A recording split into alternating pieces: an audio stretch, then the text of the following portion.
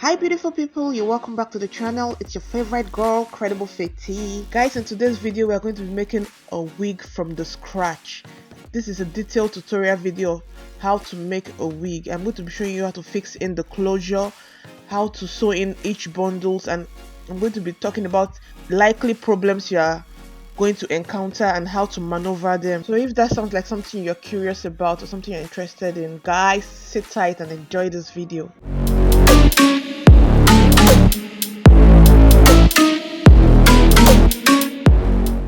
So guys, the packet hair I'll be using to achieve this beautiful wig today is the Selena packet hair.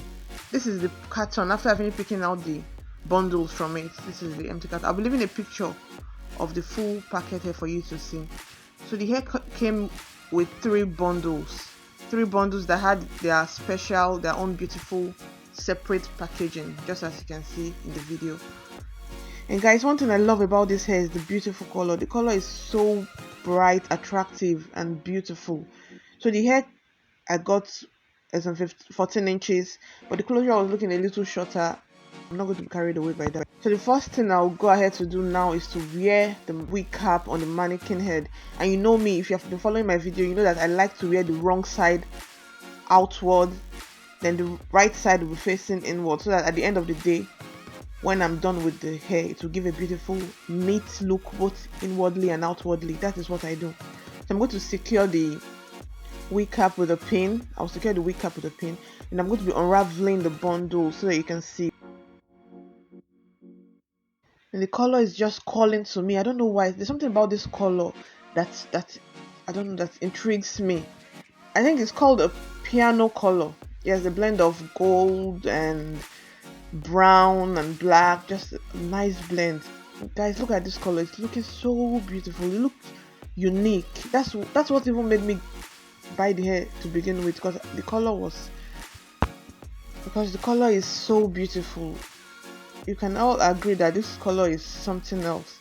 So I'll be showing you guys how to unravel it. I'm going to be unraveling the bundle. Now when you are dealing with a pixie coil or any coil, you don't just drag the bundle from under.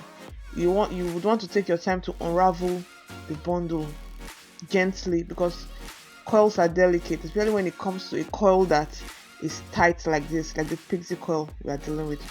So I'll just go ahead to snip to cut open the binder, then I'll unravel the hair gently. Just watch this part closely. This is how to unravel a coily bundle.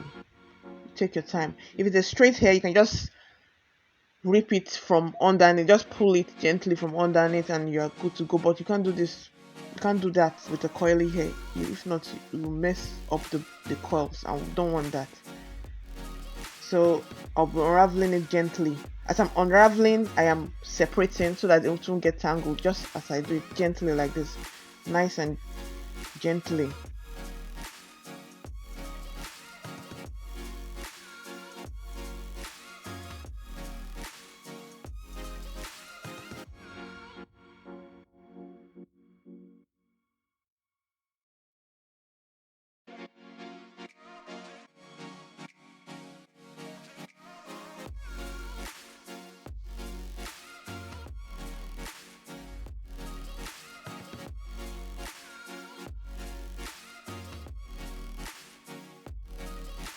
So guys, now that we're done unraveling, we'll go ahead to start to fixing the closure. Closure is the first thing you'd want to do.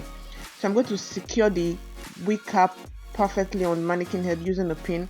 I'd always like to use this pin, but if you don't have this, you can use the regular thumbtack, which I'm going to show you. This is the thumbtack you can use, but the reason why I don't like using this thumbtack because it's bigger. It has a bigger pin, and I don't want my mannequin hair to be perforated. I don't want my mannequin hair to be perforated at the end of the day, because I notice most times when I use it, it tends to leave a big hole on my mannequin head, which I don't like, which I'm not cool with. So that's why I prefer to use a thin pin. So guys, this part is a very crucial part. Please watch this part closely to understand.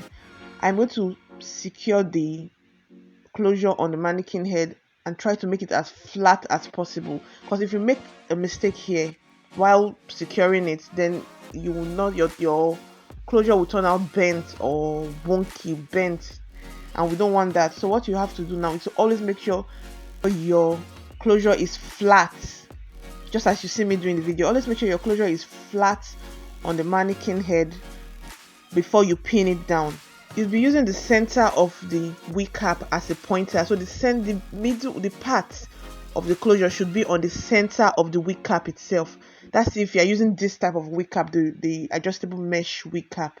But if you're using the regular wig cap, you just have to use your measuring tape to measure it out, because you know the closure, most closure tend to be 4 by 4, so you make sure it is 4, then you measure the mid part, you get the midpoint, then you pin it down. Just watch this video closely to understand. Before I pin it, you would see that I make sure it is flat. I even use my hand to flatten it out properly before securing it with a pin. That is how to do it. You make sure it is flat enough, then you secure it with a pin, any pin you have.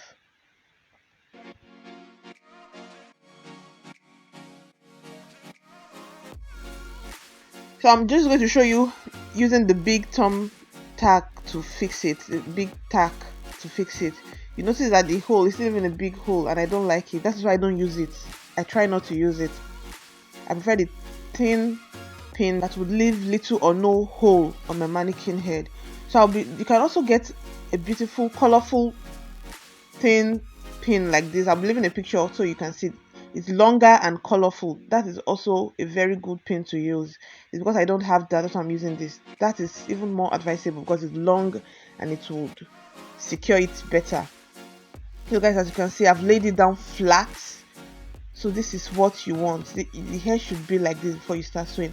Make sure it is flat. And make sure the front of the closure is not too forward, like the front of the closure is not shifted forward, like way forward than the wig cap itself. Make sure it is right where the wig cap starts, because you don't want at the end of the day, after fixing it, the closure will be in front, all the way in front, and the wig itself will be back at the back. It doesn't turn out beautiful. Make sure it is not too behind. Just make it accurate, as you see me do in the video.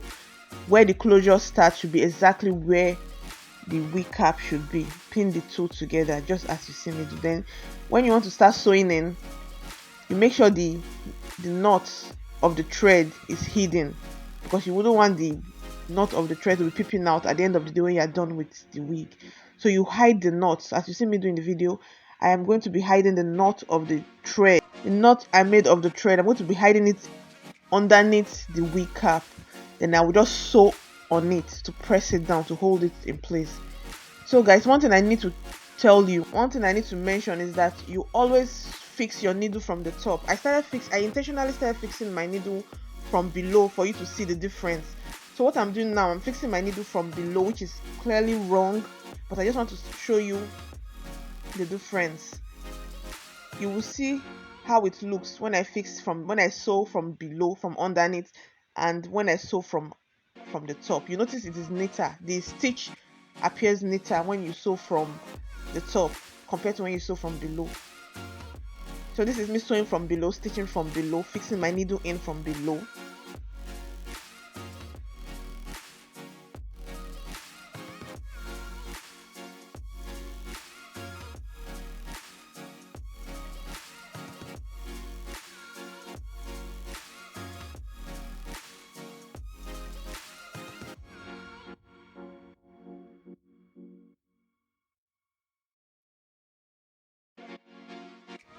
And this is me fixing my needle in from the top.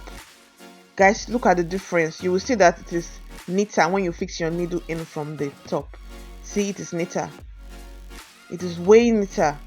That way you tend to hide most of the thread. You won't leave the thread showing around, which will give it a rough appearance.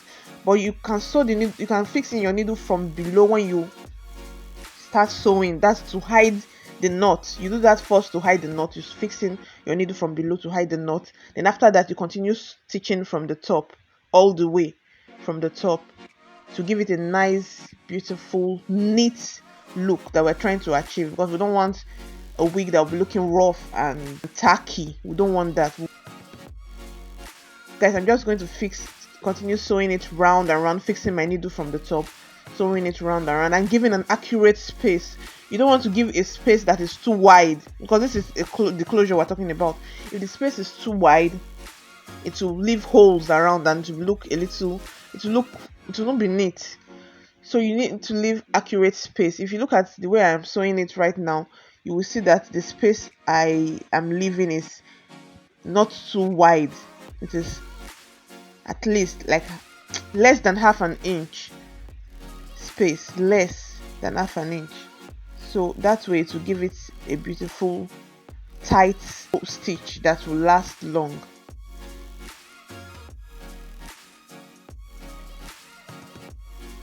So guys, this is the closure. I'm done sewing the closure now. So the next thing I'll be doing is to start sewing in the bundles. So I'm going to be changing my location to a more comfortable one where I can access the hair better, and I'll start sewing. I'll be trying to hide the knot as I always do. I'll take the bundle and start sewing, and I'll make sure I sew the bundle exactly where the thread is, so that it will fix the thread in the place that it will not show.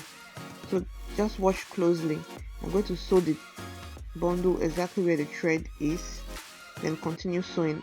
I'll always make sure you double stitch at the beginning to give it a tight grip, so that you won't have your hair loosen after 2-3 months of wearing it.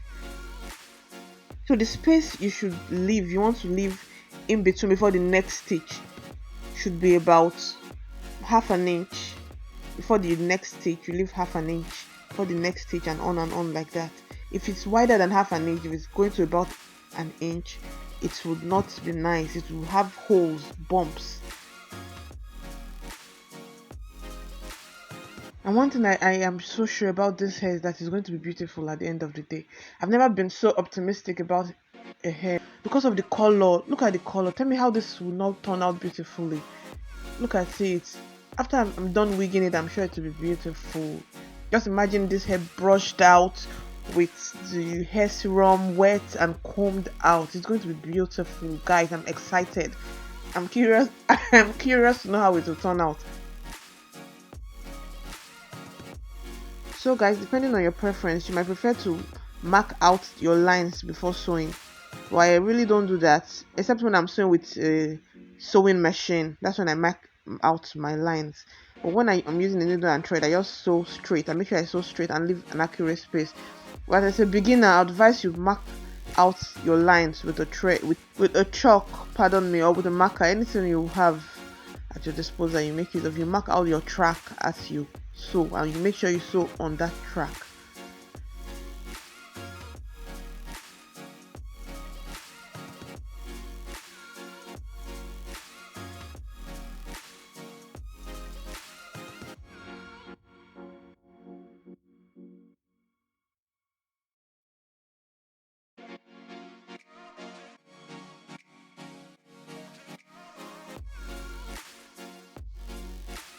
And you also want to make sure your needle is fixed straight. You don't fix your needle slantly. It would make your stitch bent, and it will not be nice. Always make sure when you are fixing in your needle, you fix it from below.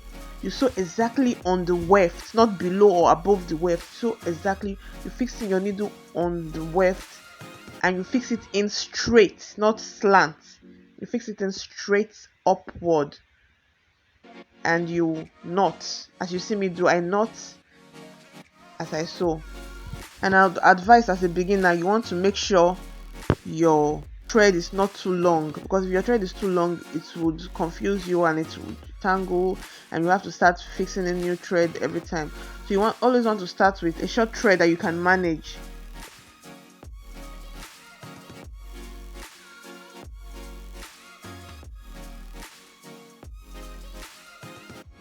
And guys, one important thing you need to know is that you don't flip your weave over. You shouldn't flip your weave over. When you get to the end of a line that you are sewing, you cut your weave and start a new line. You don't flip it over. Flipping over is will just leave your work rough and not neat. And we're making a wig is supposed to look beautiful and neat. So you cut your weave, you take your thread to the next new track, you find a way to get it to the new track that you're sewing.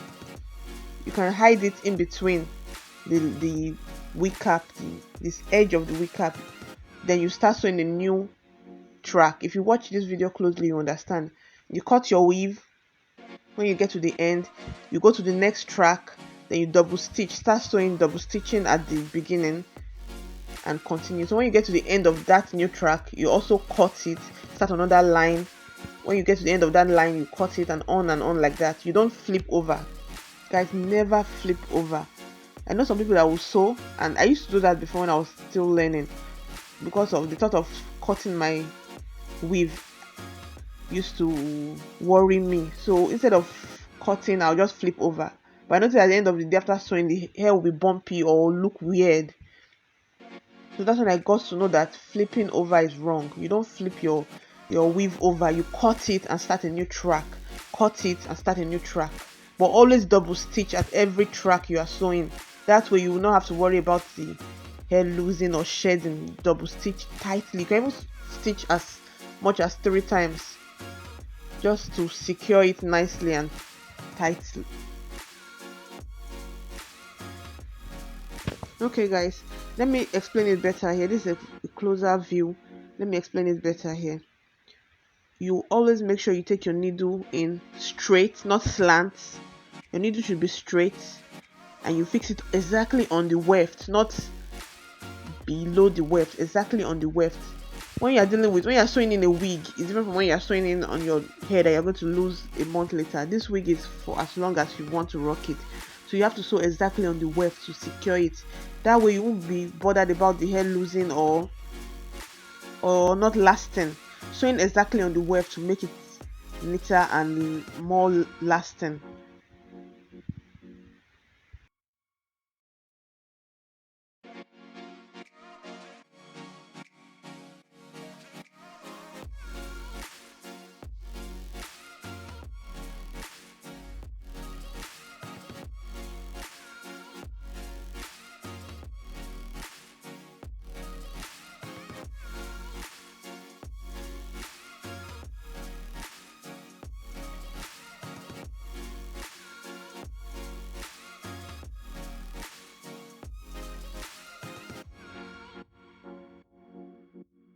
And guys, one thing you should never do while sewing a wig is to double the weave.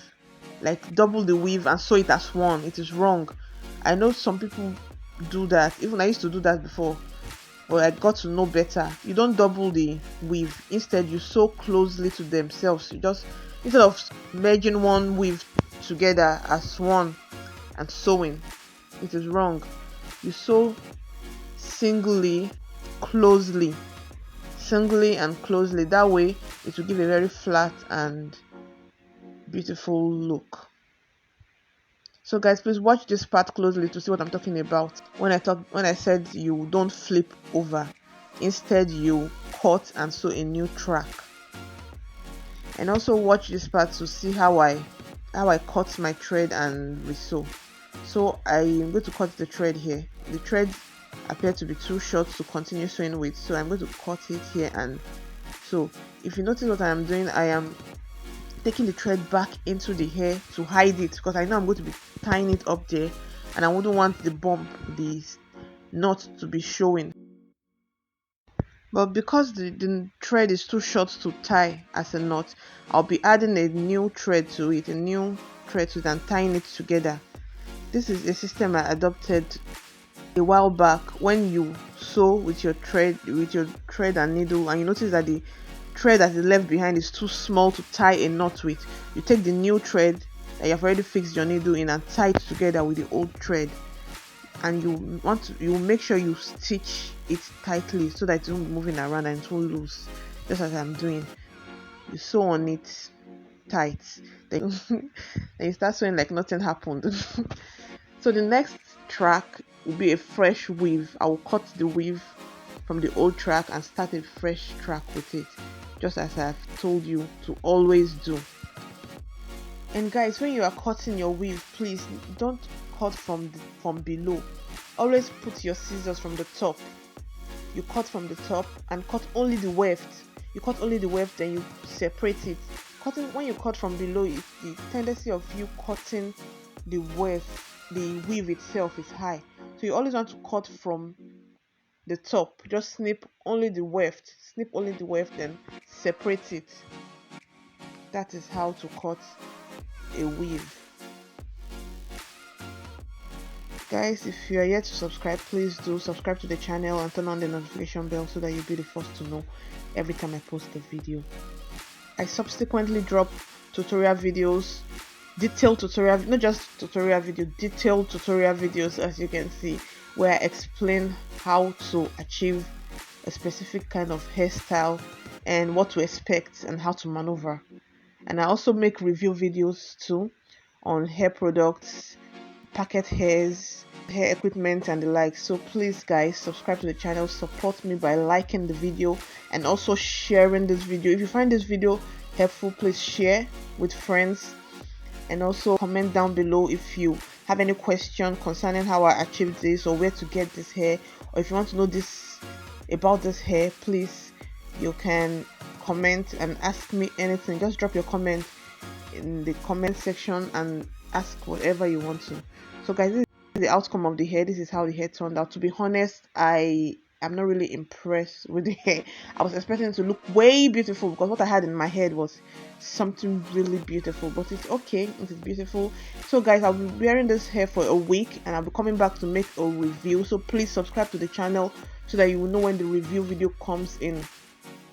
So this is how the hair looks. So I'll go ahead now to cut out the closure part, the part underneath the closure, so that it will be natural, to give it a natural look. So I'll cut the part underneath the closure. That is also why I insisted that you make the stitch very neat, because at the end of the day, if it's not neat and you cut out this part, it would look way bad. It will look very bad. So I'm going to try to condition it, spray water mixed with conditioner on it and try to brush it out, then style. I'll rock it for a week, then come and give you my honest review about this hair. So guys, keep your fingers crossed and wait for the review video. And on that note guys, we've come to the end of today's video. Please guys, like this video and share it with friends. Thank you so much for taking the time out to watch this video. So guys, till we meet again, have a good one. Bye.